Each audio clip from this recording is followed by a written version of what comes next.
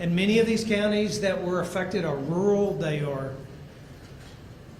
at risk and distress, and frankly, the counties cannot shoulder the burden of the costs of this disaster alone. And they shouldn't have to, and now they won't have to. And I'm grateful for what was done on their behalf. Next, the American people and Tennesseans overwhelmingly elected President Trump with a mandate to secure the border, to stop the flow of illegal immigration, and to bring public safety in a new way in this country. On day one of his administration, the president signed executive orders to do just that, to halt illegal immigration, to secure the border, and to provide a greater level of public safety. The legislation that we have passed this week builds on the work that Tennessee has already done and have been doing, Tennesseans, at the southern border, and now we stand ready to assist the president in his further agenda for public safety for our state. And finally, thanks to the General Assembly and to thousands of Tennesseans who have worked so hard, universal school choice is now a reality for Tennessee families. I've said that all along that we should and could have the best public schools in America and provide parents with choice, and we've done that. It is, in fact, a momentous day for students and for teachers and for parents across Tennessee. And I'm grateful to the parents and the teachers who have advocated here at the Capitol, not just at the Capitol, but all across the state, to make sure that Tennesseans had this opportunity. I want to thank President Trump as well, who's followed our efforts and encouraged us as we set an example for other states. There's been a lot of spirited conversation and debate around this issue on both sides, because we know that people all across the state, every Tennessean cares deeply about the future of our children. And I want to thank everyone who's engaged in this, at whatever level, because this was an important issue, an important topic, an important debate.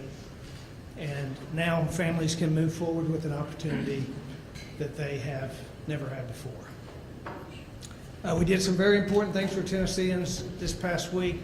State of the State is on the 10th of February, where we will outline the next level of issues that we think are important and will improve the lives of Tennesseans across our state.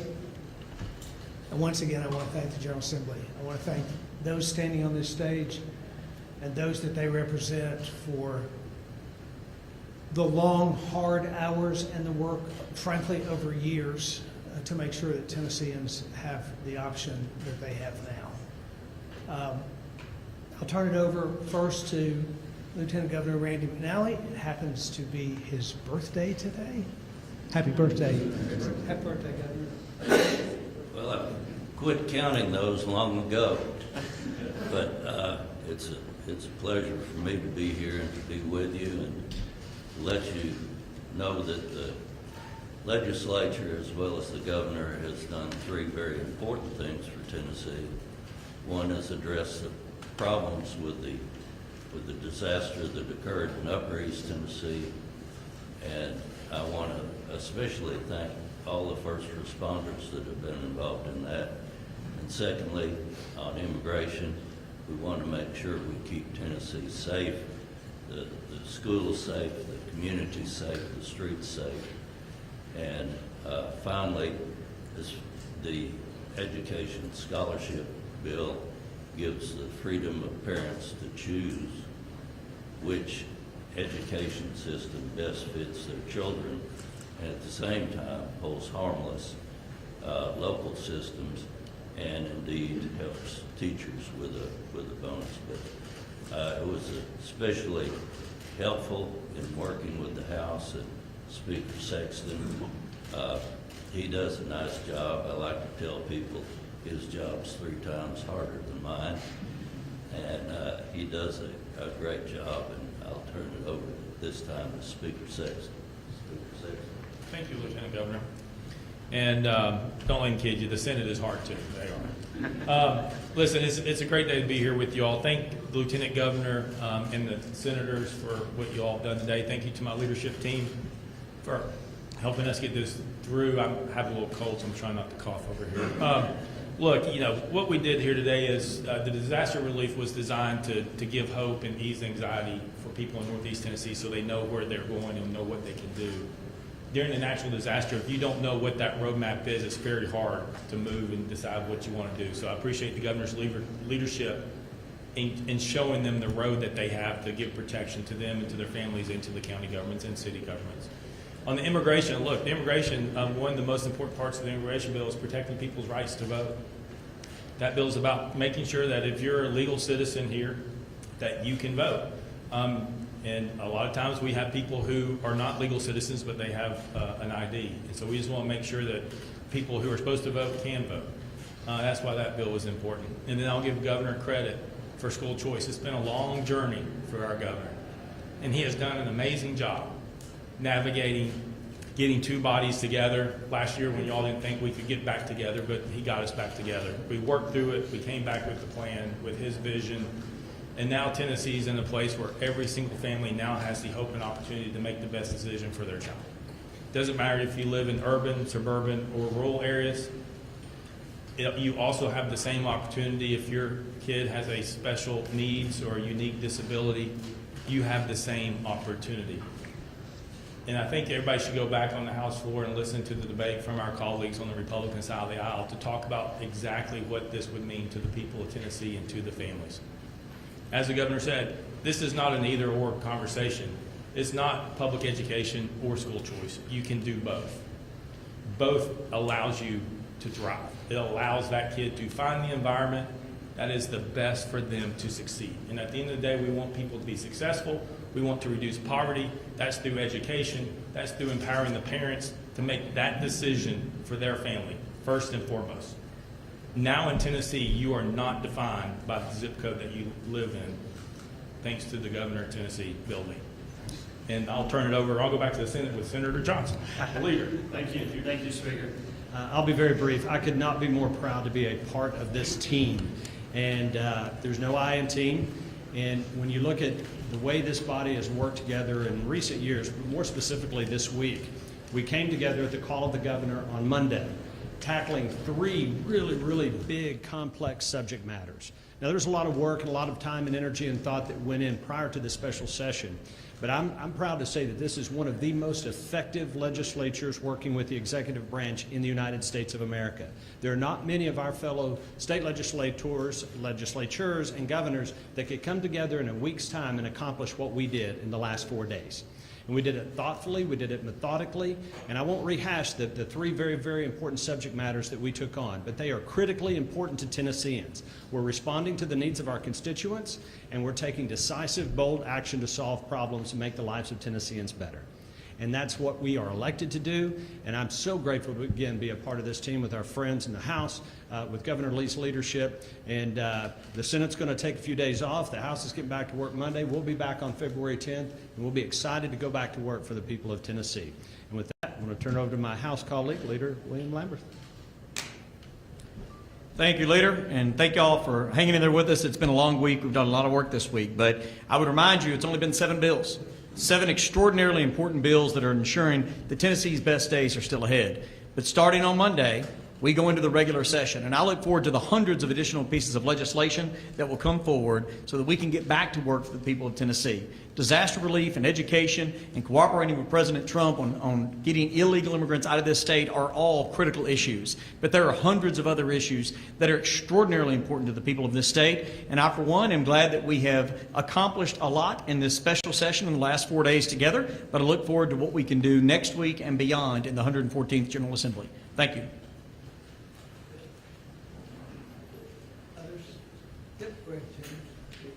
Thank you, Governor. It's a great day to be in Tennessee. And I just want to, I looked around and I realized I'm the only one up here whose district was majorly impacted by the storm. I want to say thank you to the taxpayers of Tennessee. Thank you to the governor. Thank you to our General Assembly and leadership on both sides. I want you to know it's not the government's job to make our people whole. But it is very studious of us to stand shoulder to shoulder with East Tennesseans who suffered and say, we've got your back. And with our local government, we've got your back, and the state is behind you. We're going to use our resources from TDOT to the TWRA to everything else. We're going to be there for the long haul. And we did that with this bill. And finally, I'd like to say, with the governor's leadership and the Education Freedom Scholarships, we have proven over the last several years that public education is paramount to us. And this bill is the single best bill in my 15 years I've ever seen be presented to the General Assembly. We showed to Tennessee we will take care of the funding of our local public schools. We believe in that. But we also believe in empowering parents. We believe in empowering children. And whether we like it or not, there are times that the local public education decision for that parent isn't what's best for that child. We looked at Tennessee this year and said, first of all, we are going to fully fund as much as we can our public school, but we're also going to fully empower the parents to make the best decision for each one of their children. This is a great day for Tennessee. Governor Lee, thank you for your leadership. Governor Lee and distinguished colleagues, it's an honor to be here, and it's just a great day to be in Tennessee and to be a part of the Tennessee General Assembly, because we have made history today.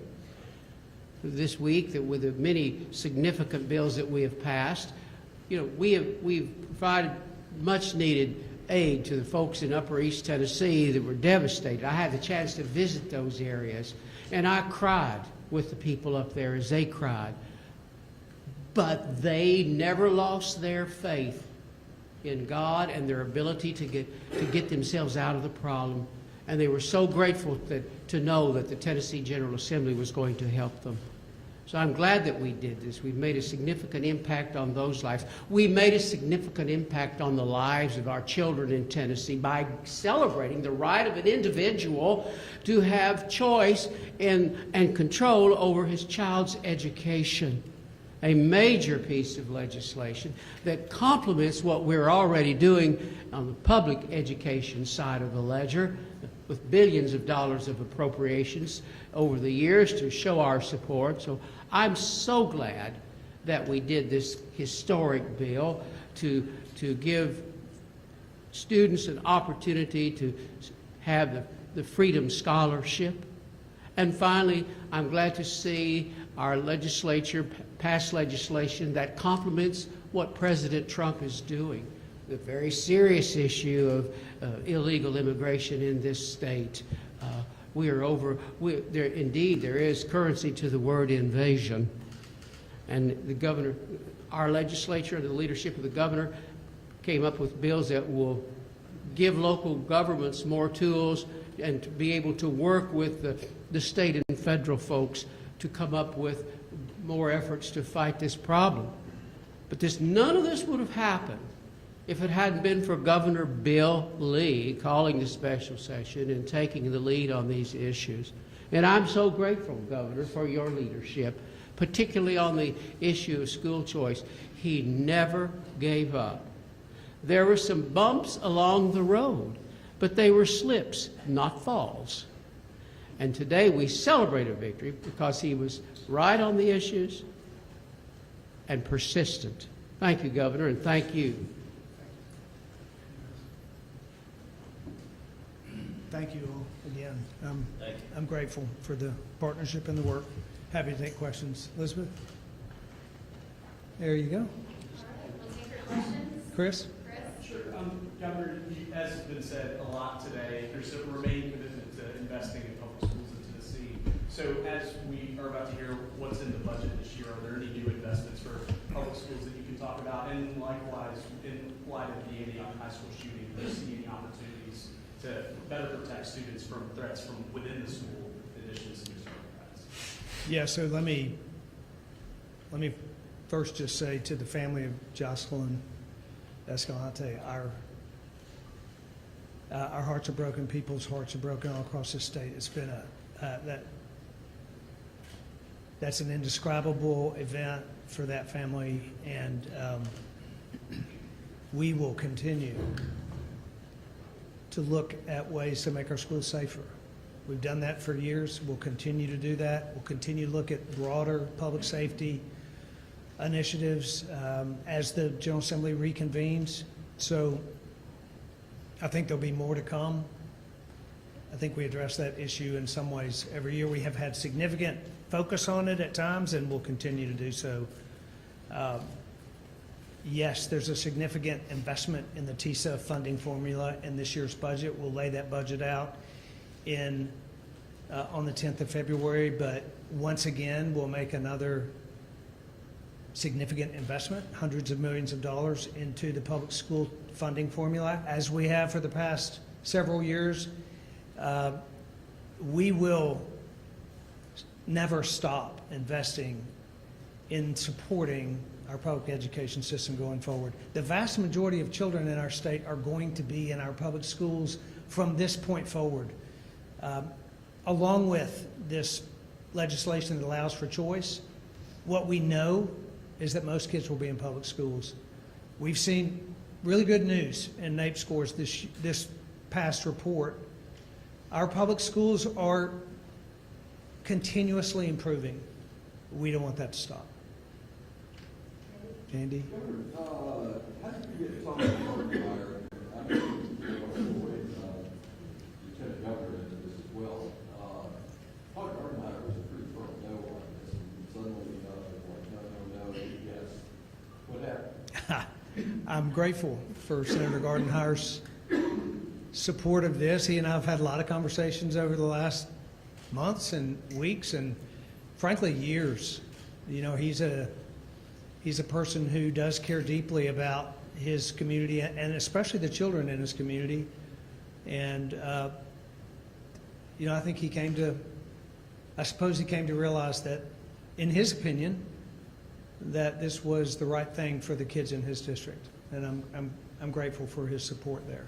What about Western Borough?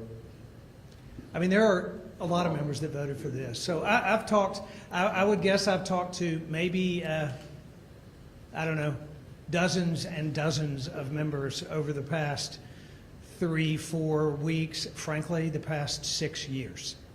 As you know, I announced in my first State of the State in 2019 that we should have school choice in Tennessee, and we should have it that year. That was my proposition. This is something that's been important to me for 15 or 20 years. So talk to members. I'm grateful for their, and look, there's, as I said before, there's disagreement on this. I respect the members who haven't agreed with us on this. People care a lot about this issue for whatever reason, whatever side they fall on. They're passionate about it. There's a lot of passion about this because we are passionate about our children, because the children are our future of Tennessee. So I respect the members' vote regardless of what it was. Governor, President Trump this week, as the debate is going on about your education bill, announced an executive order about school choice. That wasn't really part of the discussion and sort of funding mechanisms. What do you think the benefit of that executive order could be to the program you expect to get some funding to boost this, or what do you think might land? Well, the president has long been a supporter of school choice. He's talked about it a lot. He's followed what we were doing. I've talked with him about it, about the issue, both in our state and nationally. I've had communication with the Secretary of Education about this, who believes strongly in it as well. So the executive order just was signed yesterday, and you know, I haven't analyzed it in detail, but I think there's opportunity there. The president wants to support states like ours who are advocating for school choice. I think President Trump is one who believes pretty strongly that states should decide many of the issues on their own. So I think he'll look at states like ours and then allow us to work with the Department of Education to determine what benefit that executive order might be for Tennessee now that we have this legislation in place. States across the country have different approaches to school choice. Many of them are very similar, but none of them are exactly alike. So it'll be an opportunity for states to align themselves with, potentially, with funding. Yeah, President Trump, you just talked about the order supporting school choice, but he also wanted to cut federal grants that was going to affect the Pell Grant program and federal loans. How do you square those two things? Well, I think one of the things that he's been clear about is that for example, he talked about the elimination of the Department of Education federally, but not the elimination of the funding. He talked about potentially block granting. I don't want to put words in his mouth. I don't know exactly what his plans are there, but I know that broadly he likes the concept of states deciding for themselves what their education systems are like. And I suspect that's what we'll see, is a more of a coordinated effort between the federal government and states on issues like education.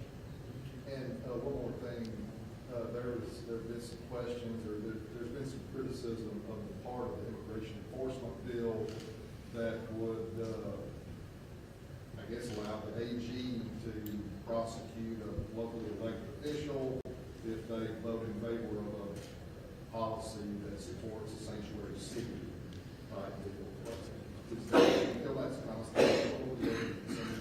Do I feel like what? I'm sorry. Do you feel that has any constitutional problems? Well, I mean, I think this General Assembly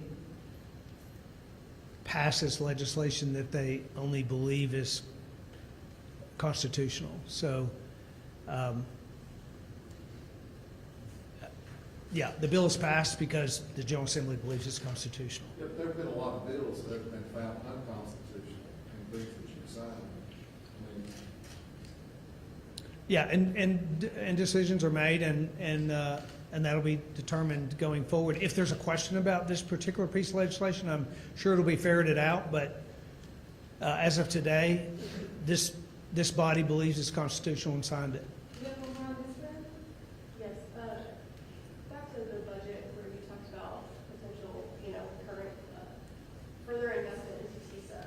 Will there also be further investment into teachers? Something Lambert said on the floor today was potential raises going forward. Can you confirm if you're looking at that in this current budget? So teacher increases are a part of the funding formula. By the way, we included additional facilities funding for schools as a part of this legislation. So I'll just say broadly, there will be continued investment both in the education formula and in teachers going forward. Also on immigration, are you looking at further funding for either what you guys did today and also forward into the budget? I think that'll be something we take up in next session. We wanted to put the vehicle in place so that we could coordinate with the federal government, and that was step one, and there'll be further steps going forward as we understand what's needed to cooperate. Karen, Governor, how are working class families who are choosing for these scholarships going to be able to pay for the entire cost of a private school with only around $7,000? There are a lot of private schools, and they have broadly different tuition rates. Some of them are affordable at that point, or for some of them, that scholarship will cover the cost of tuition. For some, it covers a portion of the cost of tuition. And certainly a middle-class family who may have 3 children, if they receive and they use $21,000, $22,000 of their tax money for their child's education, suddenly that private school, whichever one they choose, may become affordable for them with that additional assistance. So, there are millions of families. There are private school options for those families. They're varying in their costs. The other thing we've seen is many private schools. I had a letter from a private school yesterday from the headmaster of a private school who views their school as a mission, whose scholarships children already, who will benefit because they will be able to offer more scholarships for more children. There are thousands of children in this state, low income, middle class, and otherwise, who will now have an opportunity to attend a school they would not have had the opportunity before. Follow-up. If a private school is in their district and that tuition is relatively high, it's a low-income family, I'm still trying to figure out how they're supposed to bridge that gap. Well, it may be because the school offers them a scholarship in addition to the money they bring to the table, which we've seen in many private schools across the state. They recognize that low-income students can't afford the full tuition. With this portion of tuition, then their scholarship amounts are even less, so they can offer more scholarships for more students. That's how that would work. Governor, we've got Stacey Cameron. Stacey. Governor, your Education Freedom Act passes today, but there are many parents, thousands across the state who voted for you that did not support this bill. They call the scholarship school vouchers and are convinced, maybe not next year, but in 3 years or 4 years or 5 years, this program will hurt their kids' district. What do you say to those parents tonight? You know, like I said earlier, there are a lot of folks there's a lot of disagreement about whether or not this is the perfect approach going forward. The majority of Tennesseans believe it is the right approach. We've learned that. The majority of lawmakers believe it's the right approach, which is why this bill has passed. What's important to me is as we look at other states that have already done this, Florida is a perfect example of a state that's had school choice broadly across its state for many more years than Tennessee has, who saw vast improvements in their public education outcomes, as well as vastly improved opportunity for parents to have choices. I fundamentally believe that this will improve the entire educational system, and the evidence has shown that it will. So what I would say to parents are, we recognize that there are different opinions about the right approach for their kid. I fundamentally believe that this is the right approach for the children in our state. I wouldn't have so passionately pursued it if I didn't believe so. I think years from now we will look back and see this as a turning point. We'll see the results, the outcomes, the opportunities for Tennessee students improve, and it'll be one more way for this state to lead the country. Tori? Hi, Governor. What are the next steps in rolling out the Education Freedom Scholarship? Hard to think about implementation today. But we are already beginning that process. I've asked the Commissioner of the Department of Education to begin planning for implementation should this bill pass. So I can't speak to the details of that implementation, but we are already preparing in hopes that this would happen today so that we can have kids enrolled in this school year. And frankly, it's one of the reasons that it was valuable that it happened in a special session. We know this is going to be good for Tennessee students. We don't want them to have to wait. And by doing so today, it'll be possible for us to have this implemented for this school year. Yeah. Governor, just coming back to the immigration bill, I know Sam asked about whether or not it's constitutional, but I guess just to get you on the record, do you believe then that elected officials should be criminalized for how they vote on sanctuary policies? Well, I think that if they are breaking the law, then And voting in favor of the bill would be breaking the law? I'm sorry? And voting in favor of a sanctuary policy would be breaking the law? I think the bill, and Leader Johnson, you may address it since you had the particulars of the bill, but I think the bill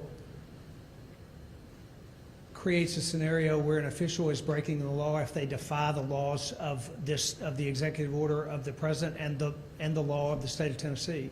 They would be breaking the law at that point and would bear the consequences as a result of that. Do you have anything to add to that? On the same issue, this very legislature, the lawmakers up here, you have legislated similarly. You have voted for legislation that is in conflict with federal law and it can't be enforced. It's unenforceable until it is enforceable because federal law changes.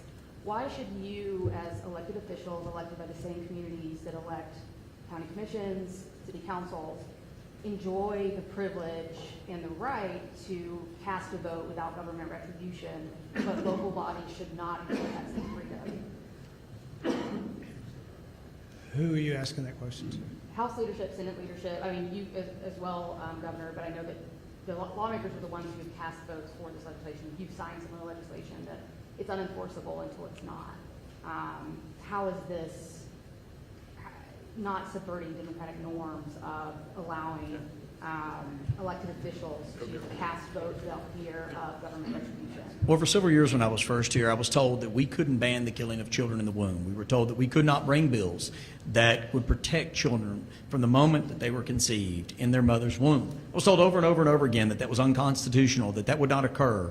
And then thankfully, the U.S. Supreme Court overturned Roe v. Wade and protected millions of unborn children at that juncture. There's over 50 million children that have been killed in this country, but here in Tennessee, there are thousands that are saved every single day because we were bold enough to say, that decision by a previous Supreme Court was wrong. We stand here right now waiting for a decision from the U.S. Supreme Court because we had the boldness and the bravery to step forward as a state and say, you will not cut off body parts of children in this state who are suffering through adolescence and trying to figure out that journey.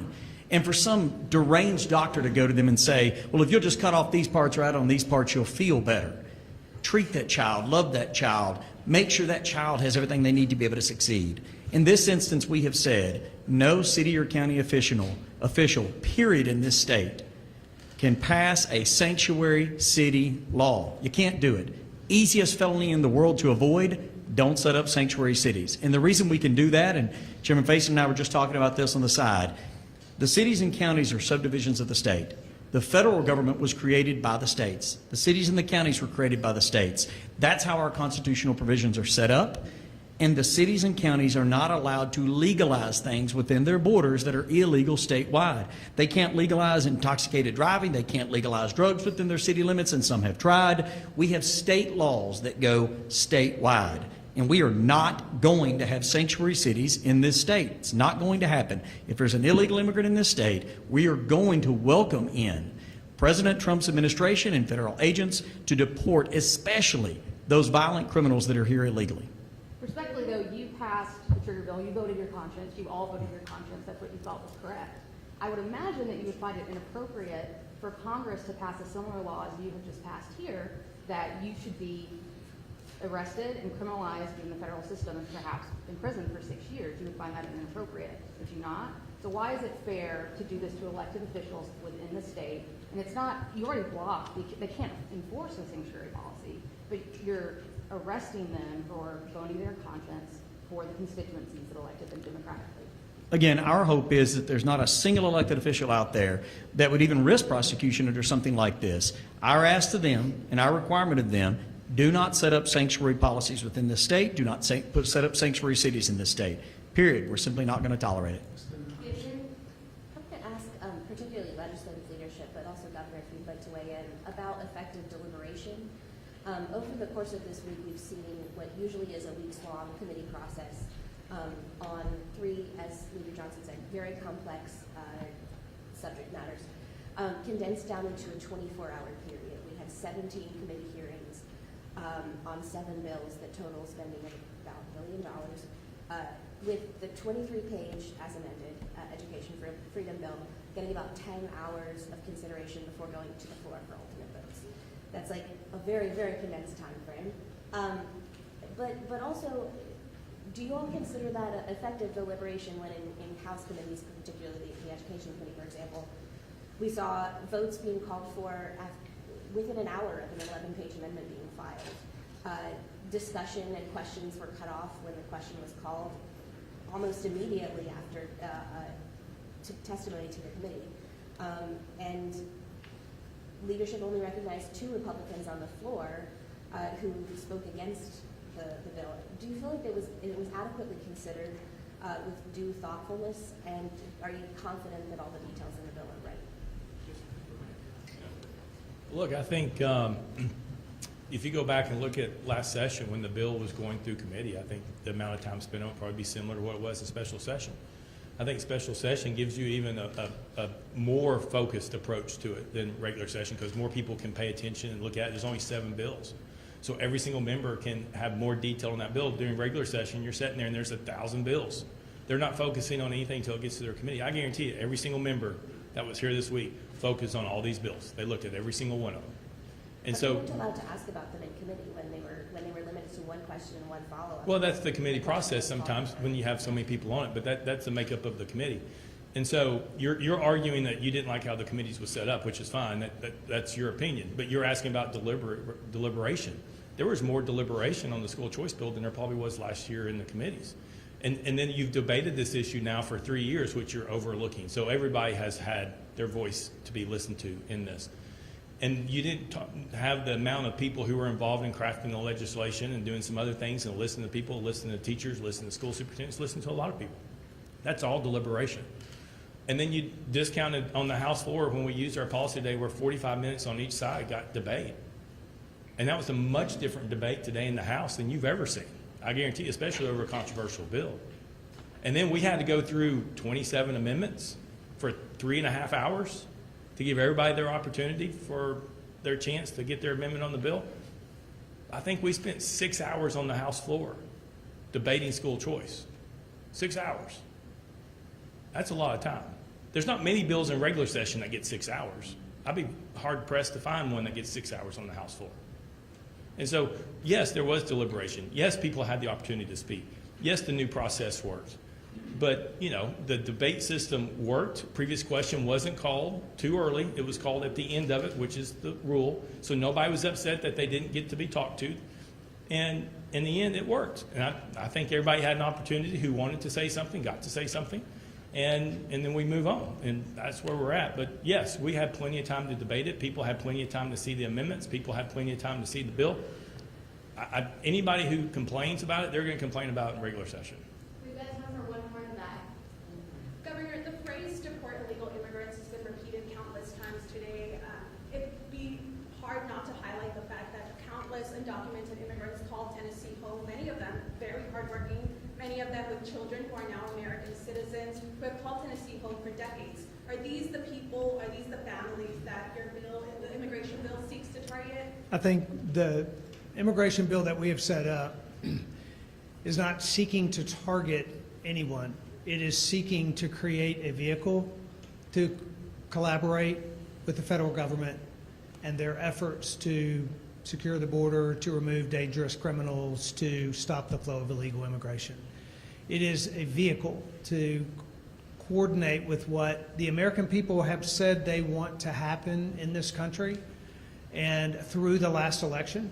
And that is simply what we've done today. So thank you all for, thank you all for being here on this important day. Thank you. All right, good job.